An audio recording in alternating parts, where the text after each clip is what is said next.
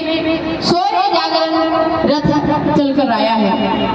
पहले हम आपको परिचय करा दें, ये जो सूर्य जागरण रथ जो चलकर आया है, अयोध्या जी में भगवान श्री राम जी का मंदिर का निर्माण हो रहा है, जिसमें 22 जनवरी 2024 को भगवान श्री राम जी का प्राण प्रतिष्ठा होने जा रहा है।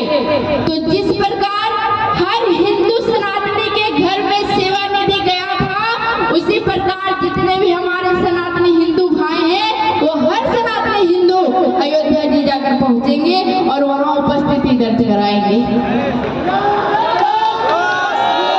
अगर आपको लगता है कि ये भगवान का जो मंदिर है आज क्यों बनाने की आवश्यकता पड़ गई हम हिंदुओं के ही देश में, 500 साल के लंबे संघर्ष के बाद आज 4 लाख हिंदुओं की बलिदान के बाद आज लग रहा है कि राम भगवान का प्राण प्रतिष्ठा हो रहा है।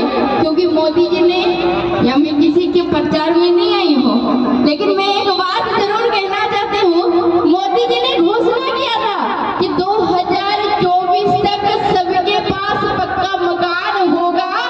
राम जी ने पीछे से कहा कि मुझे नहीं पता था उस लिस्ट में मेरा भी नाम होगा।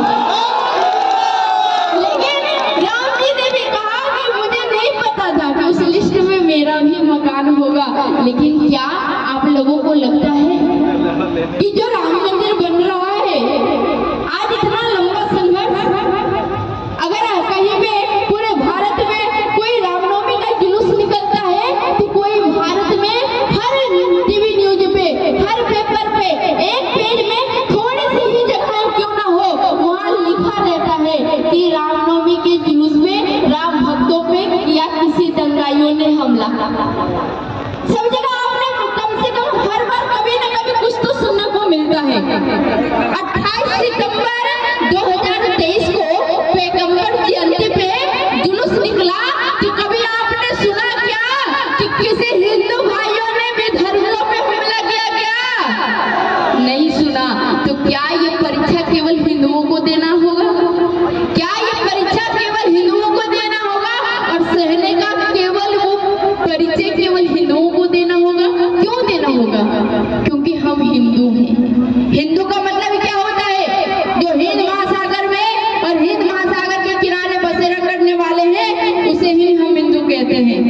हिंदू का मतलब होता है जो हिंद महासागर के किनारे बसेरा करने वाले हैं, उसे ही हिंदू कहते हैं। अमेरिका शिकागो में जब स्वामी विवेकानंद जी जब गए और जब वहां गए तो लोगों ने कहा कि अरे देखो ये भारत से आया है, ये हिंदू चलकर आया है। तो उनकी बेइज्जती करने के लिए गीता जी को नीचे रखा और सारे बाइबल कुरान को ऊपर रख दिया।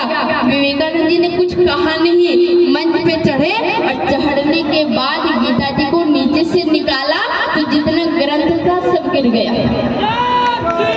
सब ग्रंथ गिर गया। उन्होंने कहा कि केवल हिंदुओं भाइयों सनातनियों में ही इतनी ताकत है कि सबके भार को सह सकता है, और कभी अगर ये गिर जाएगा तो यकीन रखिए ये पूरे विश्व में कोई देश नहीं बचेगा।